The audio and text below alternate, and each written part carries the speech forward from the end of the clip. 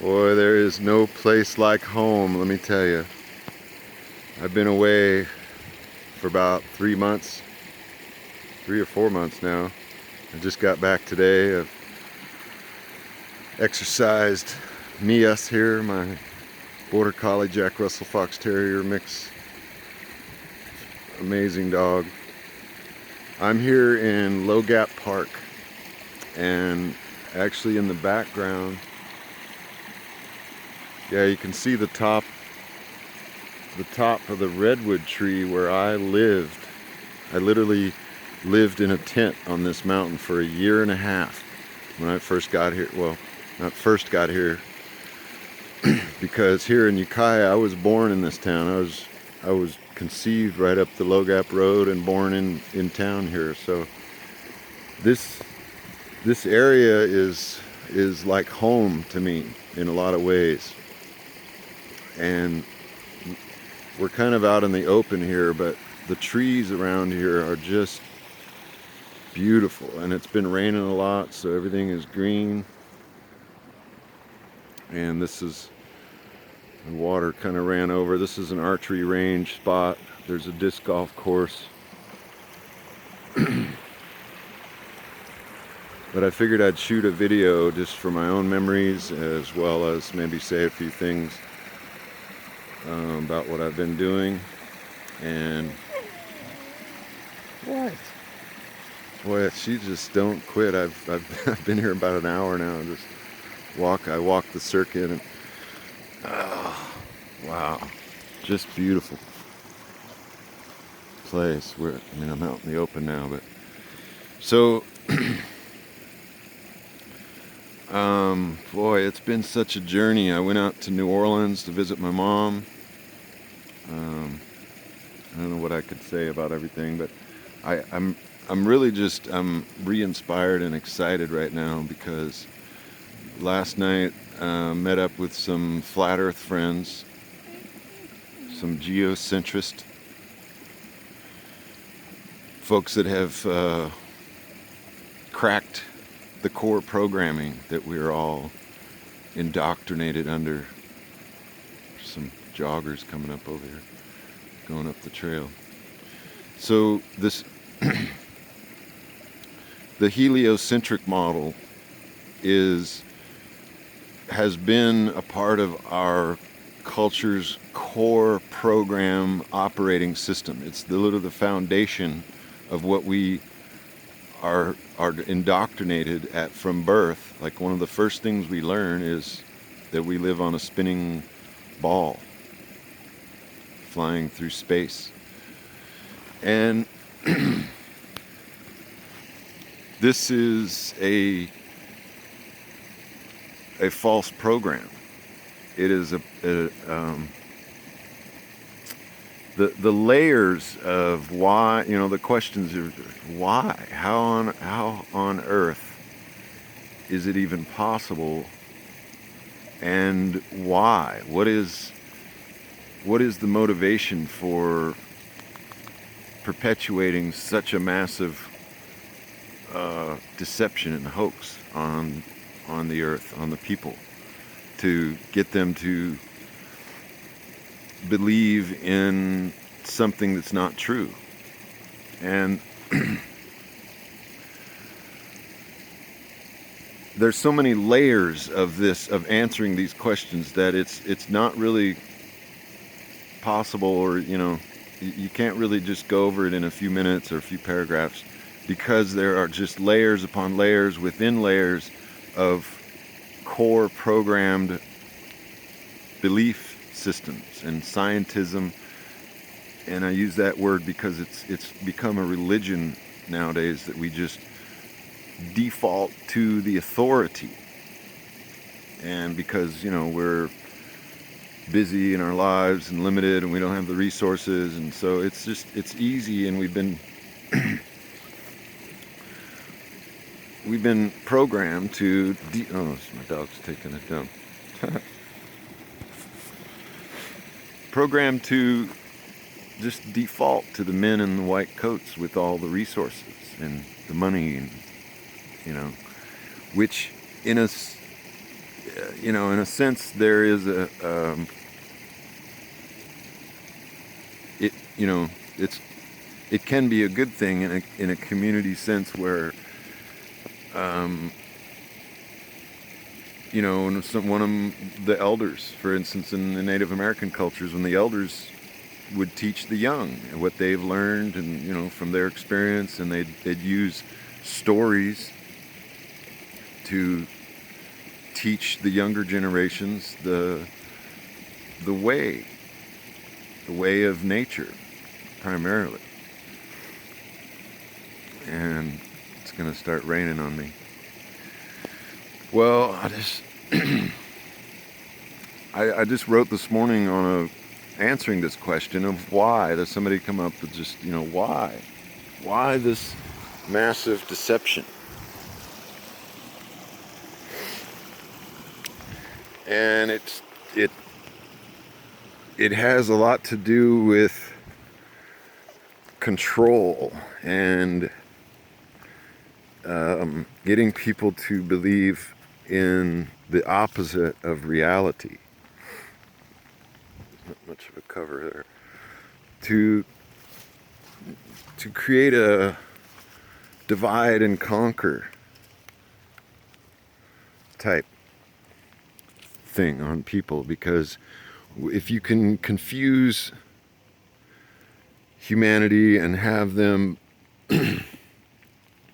confused and not there's such a multiple layers, confusion and division. This is part of a divide and conquer, because when you have people divided, they're easier to control. And this is an age-old tactic that kings would use to, you know, to maintain control. They would control both sides. You know, it's this controlled opposition. They create, you know, various controversy, and then they play the opposition so that they can control the knowledge about it. And there's big part of that in this shape of the earth knowledge information, because we've been indoctrinated with the massive lie, and they've sold the globe, and, you know, in the last 60 to 100 years or less. When NASA came along in like the 40s, late 40s, early 50s, NASA started. And of course, when technology started coming around with computer graphic images and, you know, video manipulation and such, and now we have a situation where that's virtually all you get from NASA is CGI cartoons. It looks real, it's high definition, but it's faked because it has to be. It's photoshopped because it has to be. It's not real, so they have to make you believe it's real. And if the globe was real, and NASA has been going the distance that they claim, then it would be very easy to show and prove beyond, you know, they wouldn't have to use cartoons and CGI to, you know, to fake it and to sell space. Anyway, so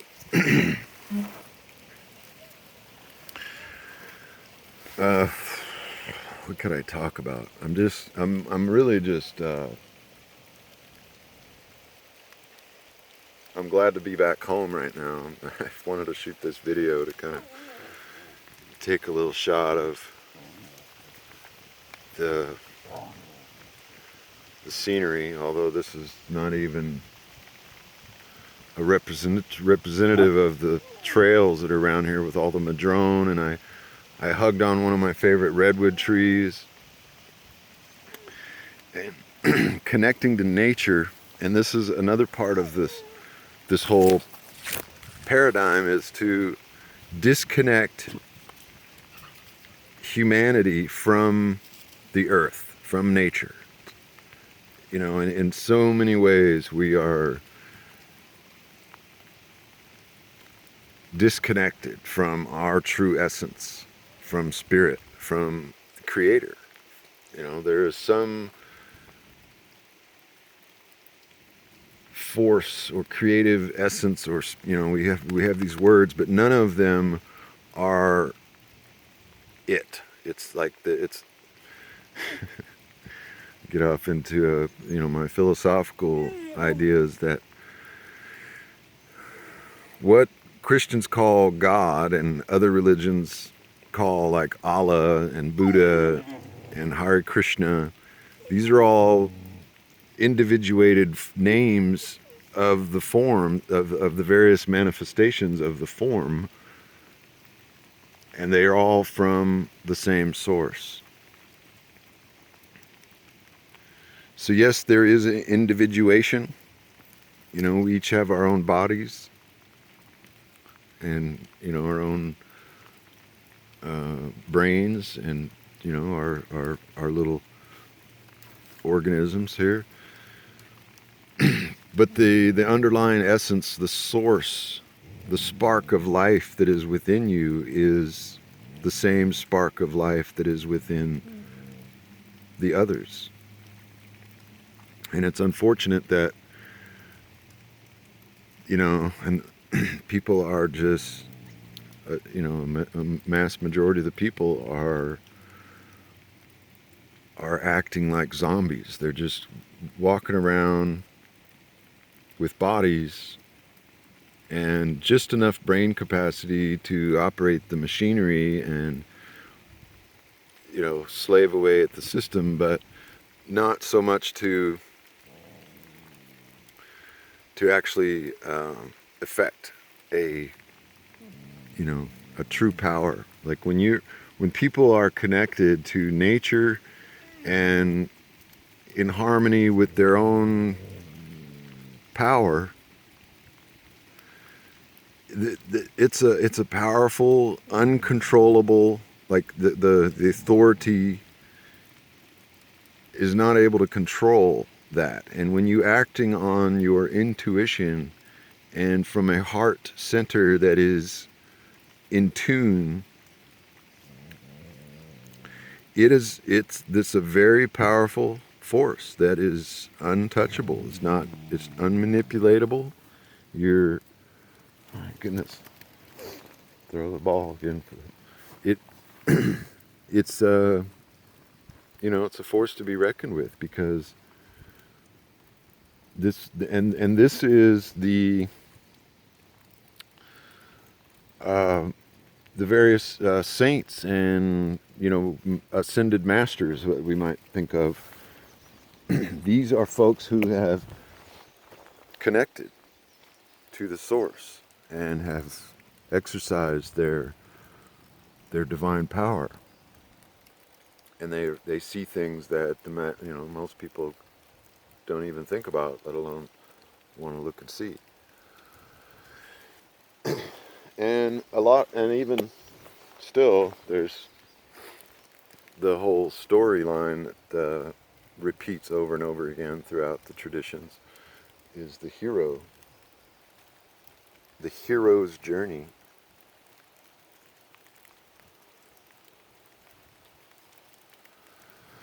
Anyway, let me just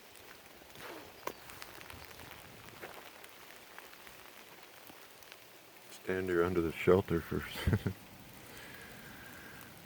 I don't know what else I could say. There's a lot of things I can keep going on, but I think I'm just gonna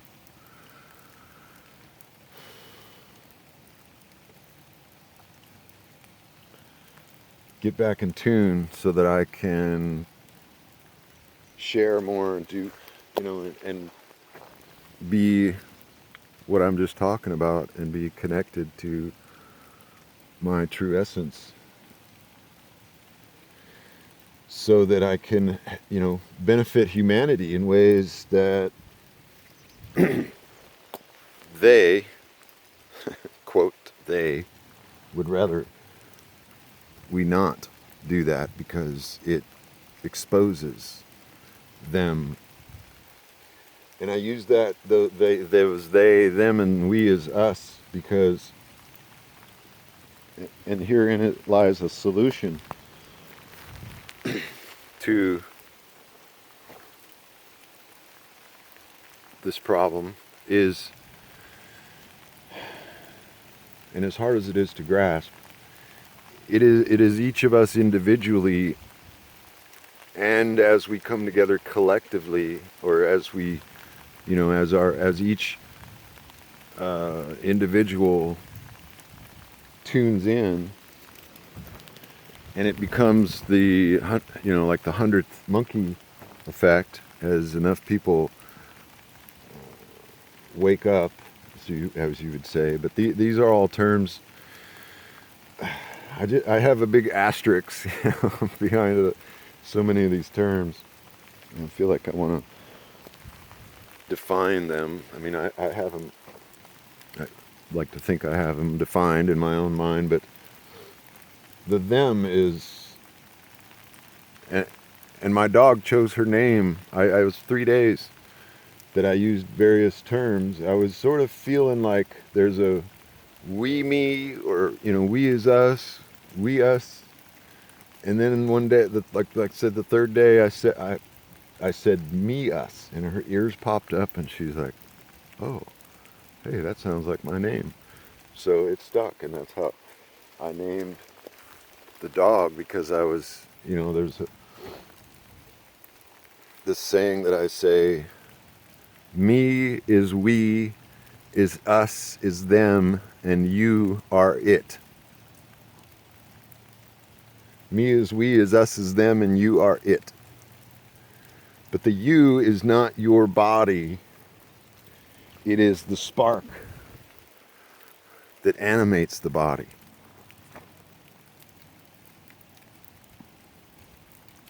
That comes in all forms and all names that we could possibly imagine.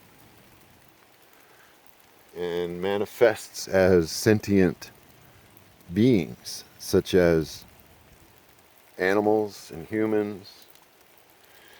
Now there is it's kind of a discussion that was going last night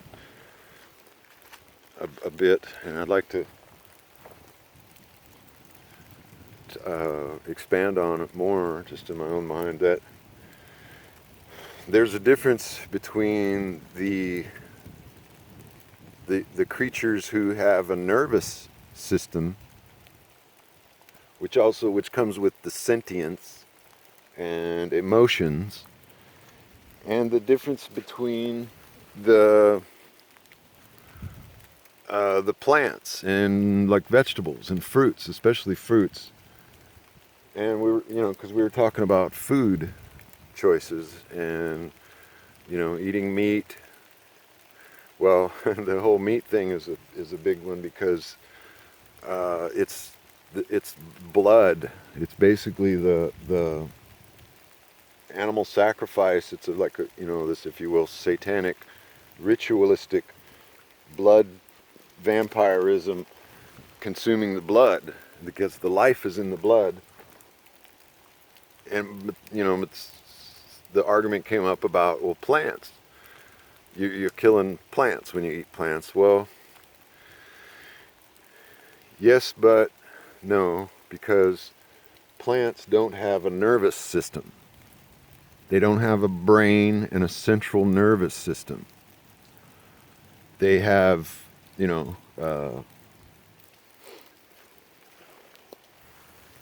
they have cells and, they have there's, it's so deep. There is a life there that is, in the case of vegetables, there is a life there that is taken, but this big distinction between sentience, which is the central nervous system, and the plants, and particularly fruit, because you don't kill the tree It's from a tree that's just willing. It's giving its fruit that contains a seed, which is intended to grow another tree. And the tree just drops its fruit at the end of the year, and it goes into the soil. It turns back into soil again. So this is even a higher level of food for us humans. And our round fingers, there's this is a major debate argument going on, because when you're eating meat, it's obviously, you want to feel good about it, and right. And there is a grounding aspect to it, but it's not to me. I don't see it as a grounding to nature, to the earth grounding. It's sort of a dim, it's the right words. It's this dark energy that's like that you're consuming a death energy. And so while it is like you use the term grounding, but it's more of a dumbing effect. And I seen this because when I went to New Orleans is world famous for, like, the best food, supposedly, because they fry everything and it's all full of chemicals and salt, and of course. And yeah, there is some good food there and stuff, whatever, if you're a meat eater. You like seafood. But what was I going to say?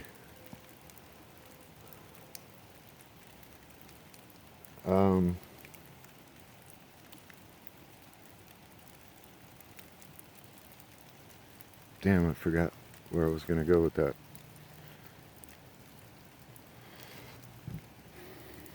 Oh, when you're eating that, you want to feel good about it. So it's the natural human tendency to want to defend it or back up your practice because you like it. I've eaten meat, and of course I've been in times, but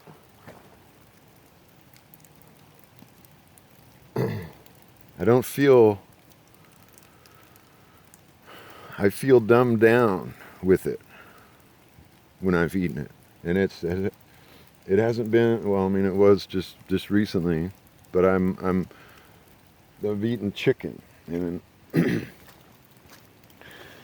it's easy to do in our culture. You're out on the road and whatever. I'm not going to defend why and what, but I've never been a real big meat eater, but I have done it. I use it once in a while, and now that I've gone there with you've eaten meat, but it's not ideal. I feel kind of clogged up in ways. Of course, I've been sitting in the truck, and it's rough on the road. I don't dare eat any kind of fast food or burgers. I don't really like red meat, but I have eaten chicken from Chipotle. Basically, is what I'm getting at. And being in New Orleans with my mom and such, she's a tourist and loves to cook, and we love food, so we've eaten just about every day some kind of cooked thing. Usually it's vegetarian, rice and beans or something, but once in a while we go to Chipotle, and So anyway,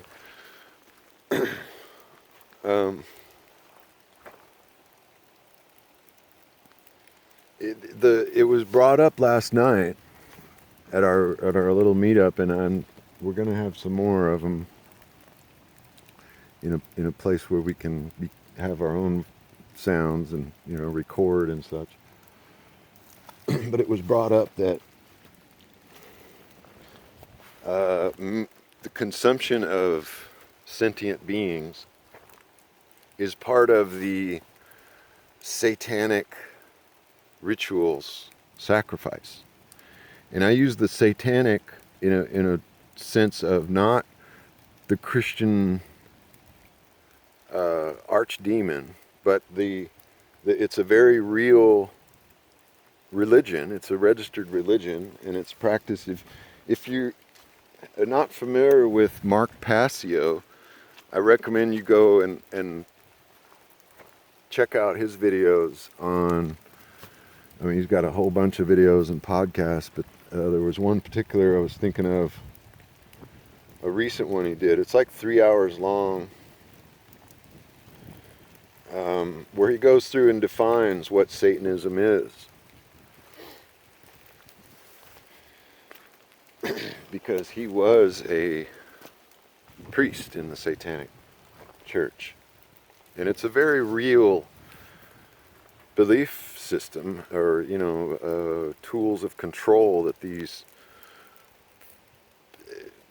people use. And they're very effective in their power because, and this is a big key that we as truth seekers need to integrate and to deal with, and come together and unite. And this is the big key to the power of Satanism, is their unification. They're on the same page, so to speak. They focus their intent and their energy toward their goals, and they come together in mastermind groups, and it's a brotherhood. They're very well connected and united in their efforts.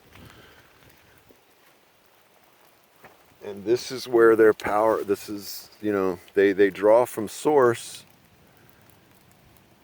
and use the dark energy, of manipulation and control and, blood. They have their rituals with blood and stuff, because the life is in the blood and there's power in the blood.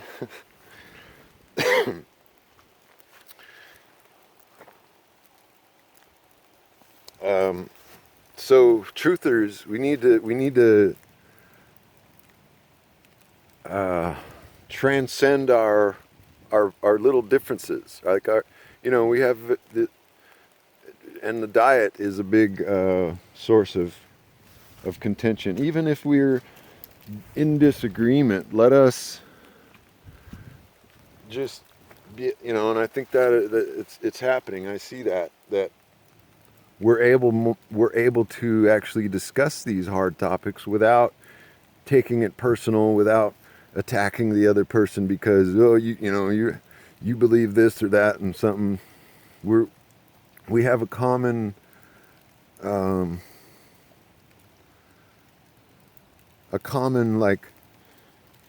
commonality. What I'm trying to say is, because, and particularly the flat Earth understanding, when you can actually go through these questions about the foundation of our Earth and realize who's telling the real lies, and open your real eyes and see that water is always flat and level, and you begin to look into NASA and that's all they give you is fakery. So when you can actually hack into the mainframe of your core programming and break that down, there's a real, it's like the program, the indoctrination, the program didn't work on you, or it wasn't fully effective. So I'm just getting on something about us coming together and uniting under this common goal. But even in discussing these other topics, I've seen that here in the last few the meetups that we've had, is we're able to actually discuss things like the diet and, I don't know, various other topics that are somewhat controversial and whatever. It's like, we don't have all the facts. I mean, it's not like any one individual person is gonna have it all wrapped in our brain, because we have been so manipulated and so confused with opposites and options. I mean, the the variations and the swirling vortex of just, massive information's coming at us, and this corruption going on, and the poisoning they're doing, and there's endless things that are distracting and upsetting. So it's finally, I think she's finally get tired. So anyway, 30 minutes. I'm just how do I end this now? I just want to encourage people to tune in. This is like, I'm just trying to think of the most profoundly important thing that we can do to resolve and to solve these problems. And it begins with reclaiming our own sovereign power. And sovereign, I use that's another word. It's, I don't know, sovereign. It more or less applies to kings and nations, which have all been corporified, corporatocracy. They've made it into corporations. And at any rate, that's a whole nother topic. The the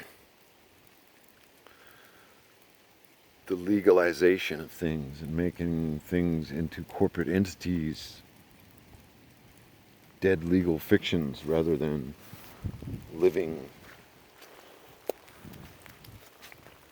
companies. And there's the Justinian deception. There's a group on Facebook I just joined a couple days ago, and there's a blog. I think the website is justiniandeception.com. Check that out. This is well beyond the legal name stuff of Kate of Gaia, which, there is some problems with that whole thing, although it did start a, inquiry into this topic, and there's some valid things there. But just be careful with Kate of Gaia stuff. But in anything, don't even believe all this flat Earth. There's a very real controlled opposition happening in this movement, because it is one of the most revolutionary realizations of modern man, is to entertain this idea that we actually live on a flattish terrestrial plane, a horizontal plane. Yes, there's mountains and trees, and there's elevations, but the underlying foundation is a horizontal plane. And water shows us that. When water collects in a pool, I don't know if you can see this, a little pool of water, but it's flat and level until, when it gets over here, it's running, it's going down. Not a very good example, but you can see that in nature when you see a puddle of water.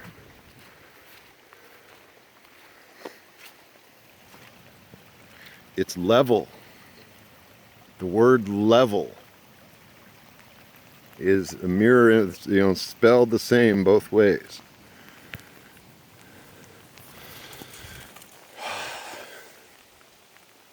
At any rate, I'm gonna move along, and happy day to all truth seekers, and